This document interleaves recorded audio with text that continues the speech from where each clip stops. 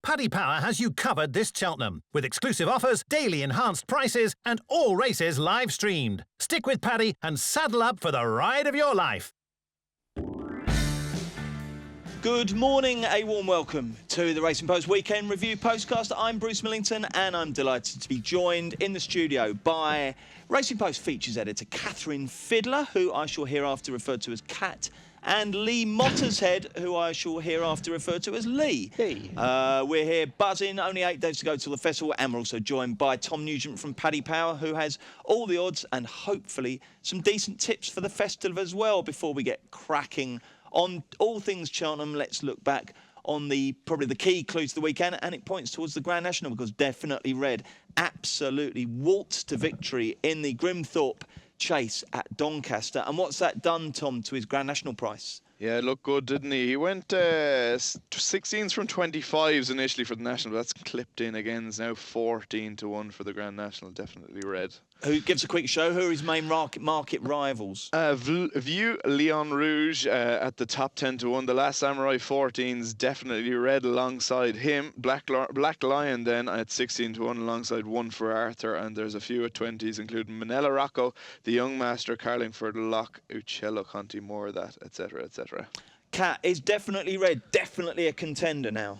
Well, I think he should definitely be barred for the spelling of his name to start with, because I find that quite offensive. But there is a history of misspelt horses' names doing well in the National, isn't there? Minahoma had 2 eyes in there. Yeah, and of course the Last Samurai last year. Oh yeah, of course, yeah. Christ, that was a forecast that you'd have hated, you pedant, wouldn't you? Definitely Red beating the Last Samurai, both misspelt. I would definitely would miss out on that. But no, he looked very scopy, so you kind of think the entry fences should seat him. Yeah, he was definitely very impressive. I had a look back at the pedigree, back to my bloodstock days. I'll get your pen. I'll get your pen, don't worry. And plenty of stamina on the dam side. Definite articles, had Grand National runners before. So, yeah, he very impressive. Ticks a lot of boxes, doesn't he? Yeah. Lee, in our kind of post-safety conscious entry world now, I think we're all still trying to work out what the classic profile is of a new modern entry winner. But Definitely Red seems to, as we said, ticks a lot of boxes, doesn't he? Where could he fall short, do you think? I'm not sure there's many areas where he could fall short, except that, based on recent years, he's probably too obvious. You look at the last 3-4 Grand National wins, they've all been big price horses. Last five, I think the shortest one's been 25-1. Yeah, most of them you've walked away scratch your head thinking, how could that have won the National? Which I think is great, because you want the National in a sense to be a lottery. You want it to be a wide open contest that the housewife has got every much a chance as Tom Siegel. Bollocks the housewives, I want to back the winner. I don't just want No, it's the romance of it. Romance of it. I think if you fancy him beforehand, there's no reason not to fancy him even more now. He won the last 149. If Phil Smith could look at that again, he'd probably give him 157, 158. Cat says he'd very good chance he'll stay. And it'd be nice if Brian Ellison trained in a Grand National winner, wouldn't it? Don't you think? He's a good lad. Yeah. He almost had his dream come true in the Northumberland Plate last summer, didn't he? That's a race he really wants to win. That was ridiculous, wasn't it? Yeah, just got the chin, didn't it? Yeah. Sensational viewing. This would be his second biggest ambition, probably to win a Grand National, and he's got every chance. Excellent. Tom, what's your Grand National thoughts at the moment? Were you impressed with Definitely Red? Yeah, I was impressed, particularly how he jumped late on in the race. Horses get tired and they tend to look a bit sluggish over fences, but I thought, geez, he was very quick. Gareth Topham nailed it in commentary. He said he jumped the third last like a cat. He was very, very good now. What I like in the National, I think I've mentioned it every time I'm on this podcast, Uccello Conti for Gordon Elliott, trading at 20-1 there at the moment. I think he's You've been very consistent in your belief there. What's the biggest price you've backed him at, Tom? I was in at 50s at one stage, 33s. This sounds like a bit of a life changer. Is it a face spitter, as Steve Palmer would call it? Would you just win so much money that you could afford to walk into the office the next day, spit in your boss's face and say, stick your job, mate? I would never do that. Consistent as always. No, I'd have to take the ups and the downs all as one. No, I'd never do that anyway. Good man. Let's get Cat's Grand National tip at this stage. Oh, I mean, I've never tipped the winner in my life, so I've got a couple. It's an obvious one, but Leon Rouge has had just a perfect prep, I think. We know he's got the stamina, we know he can handle the fences. Same with One for Arthur, big tip for stamina and fences. a lot of people are mentioning Black Lion, but I'm not convinced he's got the stamina. He seemed all out last month at Haydock, and I couldn't have him. And I mean, from a heart point of view, I don't think anyone would begrudge Highland Lodge. But again, I've got questions over his stamina. We know he can handle the fences, but I think he's only completed once anywhere near the trip.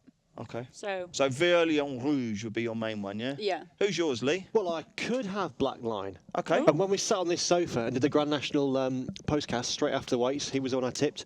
He ran well at Haydock last time. I do accept that point about stamina. Wouldn't be guaranteed to get home. Thought it was a great line from Nigel Twiston-Davies when he spoke about not running the horse at Cheltenham last week. He said, I know that Bindery, some of his previous national went to Cheltenham, but they weren't racing certainties. So there's a bit of confidence in the camp there, which is not like Nigel, is it? No, absolutely not, no. So you're going to stick with Black Lion, yeah? Yeah, I think he's got a real... But as you say, you look at the last few winners, you're going to walk away thinking, how on earth did that win, whatever wins it? No, you're not, because Road to Riches is going to win. What price is he now, Tom?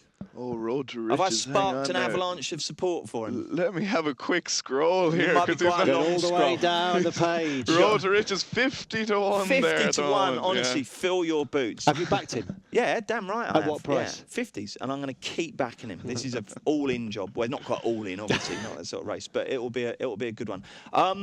What else on Saturday? Blimey, I don't know if you listened to the weekend postcast. Graham Rodway, who was dithering, we couldn't get a word out of him, but then he suddenly came alive and tipped 3 horses at Lingfield that all won, and there was a lot of Twitter love for him there. But the one thing we all agreed on was that Victor Touzan was going to win. Greatwood. Greatwood. He got done by Thomas Crapper. No one saw that performance come. It was very impressive, Tom. What's that done now? I suppose he's in what we used to think of as the Mildmay Fleet. It's the Brown Advisory now, isn't it? Absolutely, the Brown Advisory plate, no less. Thomas Crapper for that now 14 to 1 from 25s. That was an astonishing performance, that wasn't it, Thomas Crapper? Where did that come from? I kind of wonder what he beat though. He beat the horse that I desperately wanted to win. I know that, Victor Touzan. I mean, I don't think it was a stellar field, and I mean, Vibrato Valta, he kind of continues to disappoint, doesn't he? At one point, he looked like he could be really quite good, and he pulled up. So, I mean, it was impressive when you looked at, by how far he won, but we'll wait and see what comes out of that. It was good to see that his trainer Robin Dickin is a genuinely nice guy. He's very self-deprecating. He adores his horses. With this horse as well, he did say when we spoke to him on Friday for the previews that he believed him to be very well handicapped. And you sort of think, well, this is a horse that he 1 from 18 of fences going into that race. So how can he be well handicapped? But Robin did say he thought he was well handicapped. Sadly, he's got next to no chance of getting into the race of the festival, the old Mildmay Fleet. I think he's my 85th in the handicap following the penalty. So unlikely to get in, but it looked like an obvious Topham horse. But yeah, really pleased with Robin Dickin. And what did everyone think of Just a Par? That Veterans Chase, again, the Friday postcast, and indeed Paul Keeley and Tom Siegel and everyone, they were all over Harry Topper. Harry Topper was being rousted from before they jumped the first fence, and he couldn't keep going. But it's a lovely ride on Just a Par, wasn't it? Produced at just the right time, Kat. It was, yeah, definitely. And we ran a poll last week actually about which race people would like to see at the festival, and accidentally left off a Veterans Chase, but they're so popular. So many people. What, you had 4 others that were more popular? one was no more races. Yeah, but which probably won. Yeah, I think we had like a kind of 2 mile 4 Grade 1 hurdle. Yeah, you need that. Unfortunately, you do need that. Yeah. You certainly don't need another mares race. And I think we stirred the hornet's nest with a female riders race, and forgot Veterans Chase. But that would be so popular at the festival. Tom Kerr wrote in his column on Friday that we should have a Veterans race. Are you a fan of the vets? I love the vets, I adore the vets. My one worry would be that the vets do get plenty of chance in races like the Kim Muir, the Ultima. They do, Lee, but aren't most of them on the downgrade by then, They kind of clog it up a bit for the up-and-comers. Having said that, I suppose you get a horse like the Package one a couple of years ago, absolutely, yeah. And do you want a race purely for horses because they're on the downgrade at the festival? Not on the downgrade, but just because they're a bit more senior. I'm a big fan of that one. Right, competition time. I know. Before we do that, we'll get other eye catchers. We'll do eye catchers. Any horses that you three experts think that listeners should put in their Racing Post horse tracker that will prove profitable to follow. We'll start with you, Tom Nugent. Oh, I haven't got. I'm not prepared enough to give anything that'd be profitable. I'm normally a bit of a cliff tipster, but I did notice one thing. I saw Camlon for Shark Hanlon came second in Navan on Saturday, and it's not too often you see them turned out very quickly. And the following day, he duly went on and won in Leopardstown, beating Joshua Lane. So fair play to the Shark. So if we'd done one on Saturday night, you could have put that up. And Absolutely. That would be good. Kat, who's your one to follow? Not necessarily, to back religiously, but did you see last but not least at Donny? Yeah, very much so. It was lovely, wasn't it? Yeah, in the red rum colours. As well. Yeah, because the last horse, she's bloody the game, wasn't she? Really game. Yeah, it was tremendous. Really game. Brilliant result. And Will Kennedy as well. He's riding with so much confidence at the moment. Yeah, and I like that link up, don't you? I like William Kennedy. He's a good guy. He's a good lad. Yeah. Clever jockey too. Did you see that Dear Sire? That was the save of the week, wasn't it? When he nearly came off at the last, stuck on. Who? And won. Will Kennedy. Oh, on the Musselburgh race. Oh, right. No, I didn't that see was that. up at Musselburgh. No, didn't see that. He's had a brilliant week. Yeah. And I think that kind of topped it. She looked very good. She Who's did. on your radar, Lee? Also at Doncaster, San Benedito won the 2-mile handicap chase. They're looking to the red rum chase at Aintree with him, and he just looks like a horse that could be made for that. It's often a race in which horses will come from the back looking like they've got no chance, stay on down that long Aintree home straight, and I think he could be one for that. Okay, I don't think last weekend will be the one that throws up the most clues for certainly not Cheltenham and beyond, but we might have seen the national winner for sure. And talking of the national winner, he is the subject of our competition. So the question is, who trains? And we've already mentioned him. Saturday's Grimthorpe winner, definitely red. All you've got to do to win a £25 or €20 free bet with Paddy Power is to tweet the answer using the hashtag Postcast, and we will pick one lucky winner at random and name them in Friday's weekend Postcast. So in order to have the free bet credited, you will need a Paddy Power account to open. Who trains? Definitely red. You tweet the answer with the hashtag Postcast and you could win a free bet. We'll have a quick break and then look back at the most disappointing horse in training of the whole jump season. Paddy's gearing up for Cheltenham with this incredible horse racing offer. For the first 5 races every day of the Cheltenham Festival, it's money back as a free bet if your horse finishes second. Max £20 per race. T&Cs apply. 18 plus gambleware.co.uk. OK, let's talk about definitely red then, because, earlier this season, he looked like he was going to come out and be an absolute danger to all. Do you mean identity thief? I do mean identity thief. Where did I get definitely red from? I've gone mad. I was thrown. Let's start. Can we come out the break and start again? You can just start again and I'll cut out. So straight out of the break whenever you're ready. Okay.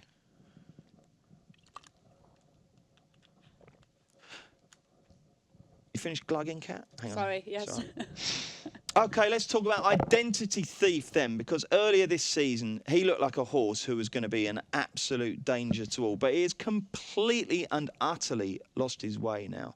And 3 successive disappointing runs, culminating yesterday at Leopardstown when he just ground to a halt. Great Field was a very impressive winner, but it's such a shame to see a horse like Identity Thief, who we really thought, would be a factor, and it's just gone, hasn't it? What's happened, Kat? It has. I don't know. I thought they looked like they won a fair clip yesterday, actually, but you look at the time and they didn't as well. I thought he looks like he could have a bit of stamina in his pedigree. I thought maybe they need to step him up. Maybe they just went too quick for him, but I don't even think that was the case, so I'm not sure. Did you like Great Field? Yeah, he's very impressive and lucky in equal measure, I think. Kind of clattered the last 2, nearly unseated at the last, but still, won by a country mile. So, yeah, very impressive. Lee, what was your finding from that race? I just think they'll probably be relieved that he got round, given Identity Thief, given his previous profile. But yeah, he was disappointing. He was out the back, and at no point did he ever look like he was going to get into the contest. You're half thinking they're just going to draw a line to this season and start again next season, because he's clearly a better horse than we've seen recently. But yeah, that was a rotten run. Anything from yesterday's Leopardstown card, Tom, that made you prick your ears up? Did you win money betting on Leopardstown yesterday? Not that well, I didn't win money betting, but I have a horse at home that's related to Hidden Cyclone, and he won the Foxrock Cup very well the first race. So that was good for the soul to see him battle back. I did notice that horse of Willie's that came second to Hidden Cyclone, Bon O'Miel, I think is the name of him, had an 800 odd day break off the track, and that was his first run for Willie. Thought he ran well, probably just gassed a little bit in the last couple of 100 yards, but he's one to look out for, I'd say. Okay, let's talk Cheltenham then. Kat, which one horse is exciting you most right now? With just 8 days to go. I couldn't possibly pick just one. Well, you just one to start with. One. I mean, if we're looking at the handicaps, Master Blue Eyes. Master Blue Eyes. Yeah, quite excited by him. I didn't know the Triumph was a handicap. Oh, yeah. Sorry, he's going for that, isn't he? Not the I Fred hope Winter. so. I backed him for that, but having said that, I was thinking if he went for the Fred Winter. I don't think he will now, will he? No, you're right. Sorry. Whichever goes for, I think he's got a massively progressive profile. Really exciting. One just looked so impressive at Campton last time. We get producer Jack. Are we going to keep Kat swearing on? We've Sorry. got to, haven't we? No, it's brilliant. No, it's great. We just the main thing when someone does that is not to highlight and make a big song and dance about it. So I think we've got away with that. Lee, from a news perspective, you're down there all four days, aren't you? Yep. What would be the top 3 stories from Cheltenham? Top 3 stories. Number 1 would be Q Card winning the Cheltenham Gold Cup. I think he would be bigger than anything. You know me, I'm a soft romantic, but I think he's one that appeals to everybody. Whether you've backed him, that's a given. That's a given. Backed him or not, horses, he'd be the one. Other key stories, I think Duvan, in the sense that he is the one that going into the festival has been billed as the star horse. In some ways, it's terrible to say, but he's almost got more to lose than to gain, in the sense that you look at the opposition and he should beat them doing an extra lap based on his form and also what they're saying about him. So interesting if we get the fireworks from Duvan. And then I think as well it'd be interesting to see, this is more of an anal type thing, but given the debate that we've had going into this about Irish and British handicap ratings. I would just like, in some ways, to see 6 or 7 Irish handicap winners so they can finally shut up about this pathetic... They won't shut up, Lee. They still wouldn't shut up, mate. Oh, no, just honestly. Annoys me so much. Couldn't be less interested. What about the new one winning the Champion Earl? That would be good, amazing. wouldn't it? We love that. Could it happen, though? Why not? Do you think? Well, it's such a moderate-looking bunch, aren't they? Yeah. Who do you fancy in the Champion Hurdle, Cap? But I mean, that's pretty intriguing. The new one would obviously be the heart bet. I think it'd be possibly him. I mean, Yanworth, brain power. I don't think he really likes the track. Looking at his form. So, but can I read a line from Steve Dennis tomorrow night? Yeah, you can. On the. He said, this year's Champion Hurdle is contested by the hodgepodge of unlikely lads and lasses arrayed before the public this spring. This scratch 11 hastily summoned from the bar after the first team coach had broken down. That's what Steve Dennis thinks of this year's Champion Hurdle. And in that respect, I suppose the new one's got half a chance. Give us the latest show of betting, Tom, on the Champion Hurdle. Yeah, we're Yanworth 100 to 30 at the top. Boover there next in 4 to 1. Petit Mouchoir 11 to 2. Limini also at 11 to 2. Brain Power 8. Room for a Mag 9 to 1. Moon Racer 10s, and it's 12s back. What about the new one? The new one, they're 14 to 1. 14 to 1. And Tom, who wins it? Yanworth. Really? Why? Why Yanworth? I don't get this Yanworth thing. I think Boover is going to be different class to him. Come on, Tom. Make the case for Yanworth. Well, make the case for Boover there. You'd want to be absolutely stuffing Raven Black, and he only just about got there. He didn't. Come on. It was no less unimpressive. That might be my first ever triple negative than Yanworth was in beating that lot at Wincanton. You can't. Both of them were training sessions. You can't. You couldn't put either of them down on that. Well, Yanworth's a Christmas hurdle winner, and he's why are you knocking him? Like, what's he done wrong? He's won his last 3 out of 3. He was beaten by York Hill in March. He's a good horse. Too short for him. He needs to step up. I think Bouvet is the class. That Supreme last year is the ultimate form guide. Everything in that is brilliant. Charbel will finish second to Altior on the Arcor. He was 5th. Honestly, that race is just packed in quality. I think Bouvet's run was really, really good. I don't think he's anything like as ground dependent as everyone's saying. And I actually also think there will be some cut. There's still plenty of rain to come. Yeah, during the week. Yeah. Yeah. Honestly, who do you like, Lee? I do think Bouvert is the likeliest winner. And what you say about the new one does make sense. It would be a great story. And the way they ride him these days increases chances because he stays very well. And I quite like the fact it's a different sort of champion hurdle this season. I don't mind it. Yeah, we're going to get a story out of it, aren't we? We've got a few seasons where there've been relatively small fields and one horse has dominated proceedings going into the race. I quite like it's more of an old-fashioned champion hurdle. Okay. Wide open, take your pick. And yeah, Bouvert most likely, but as you say, 14 to 1 the new one is probably fair enough. Do you know what, though? I was at a lunch last Monday, and Nicky Henderson, he said there's a horse in there that everyone's forgotten about. And I tell you what, he said, come into the last, he will do what he always does. He will be bang there. He said, I don't know what's going to happen afterwards, but I've looked at his price. How can he be 33 to 1? Who am I talking about? 33 to 1. The Tent. Oh, blimey. Oh. Yeah. Now, that would be a story, wouldn't Yeah. it? If my Tent or yours won the champion. Can you see it, Kat? Do you think we're getting into realms of fantasy here? No, I mean, this is the year that could happen. Never know, do you? You never know. Right, quick break, and then we'll look a little bit more at Cheltenham. Paddy's gearing up for Cheltenham with this incredible horse racing offer. For the first 5 races every day of the Cheltenham Festival, it's money back as a free bet if your horse finishes second. Max £20 per race. T&Cs apply. 18 plus gambleware.co.uk. Okay, tomorrow it's our final Cheltenham anti-post postcast. So join us for that. You've got Tom Siegel, Patrick Mullins, and your colleague Tom Frank the Tank Hickey. And we're going to be looking at the Triumph and the handicaps.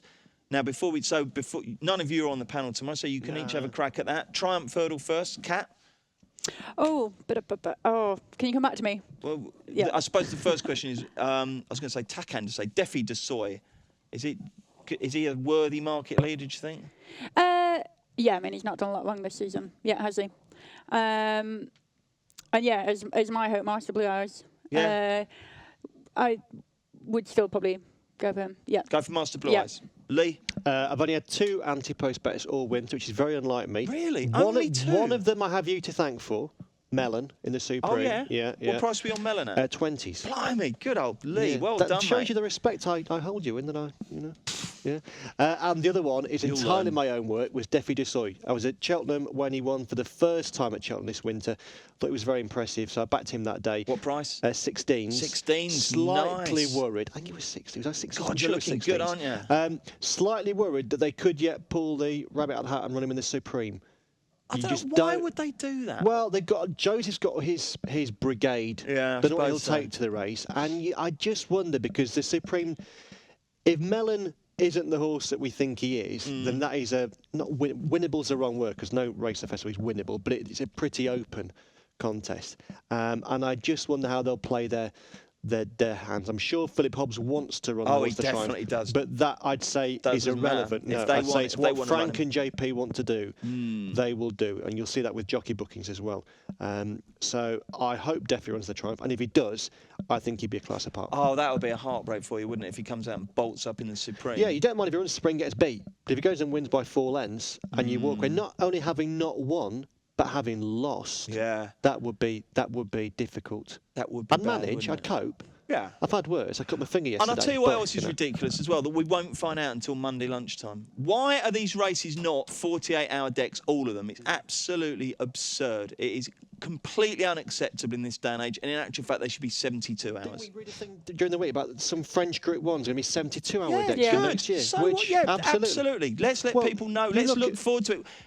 So what if it rains a bit? I'm not interested in all that anymore. 48-hour decks for Cheltenham, all races. Australia, they get weird weather. All their big races, they're declared the start of the week. Yeah, no one moans about that, do they? No, you're absolutely spot on. Tom Nugent, how do Paddy Power bet on the Triumph? 6-4 Defi de Soy, Ooh. and it's Mega Fortune 6s. Master Blue Eyes 13-2, Charlie Parks 8s, Mary DeVie 11-1, and 12s bar. Tom, have you got a strong view or a really juicy anti-post bet? I backed Denaria de Zobo each way after she won in Cork first time out, and that's looking a little bit lost now. Might still have an each way chance. I'm trying to get a line on Charlie Parks after the fall the last day. I know they still think he's really, really good, but I'm just trying to figure out. Defi de Soy is probably the pick, but whether he's going to be whipped out or not, I'd love to see get a line off somebody who knows about Charlie Parks. Have you got good info?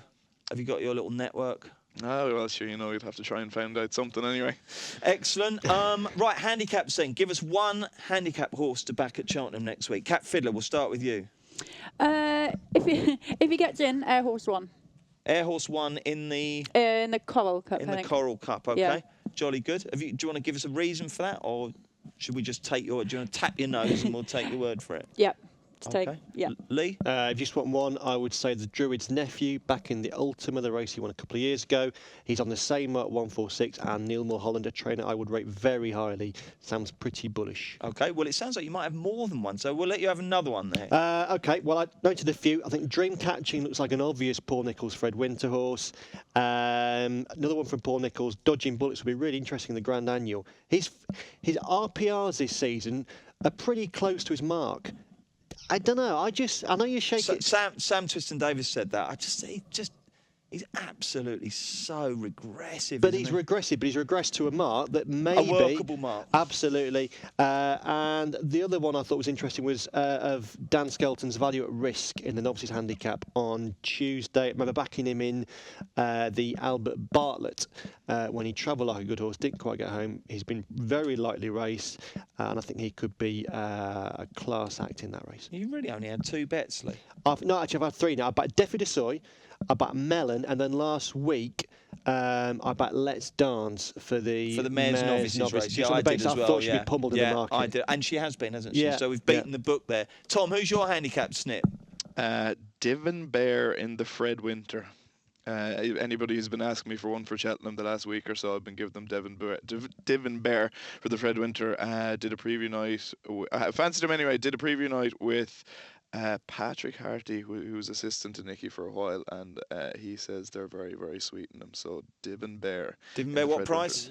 We're 6s. But we're ducking them. We're well below the market. I really average, can get a bit better elsewhere. Yeah. Are you over next week, Tom? I am. All I am 4? indeed. Looking forward to it. Yes, arriving on Monday night and there until Friday evening. So lovely. Who's on the postcast, Jack? Have we got a top team from Paddy Power over? Well, there's Tom, Paul Binfield, and Paddy Power. Oh, excellent. Great. So you're on a postcast, Tom. We'll meet next week. Absolutely. Looking forward to it. I look forward to it greatly. Lee, you're there all 4 days. Kat, you're going Monday, Tuesday, aren't you? Yep.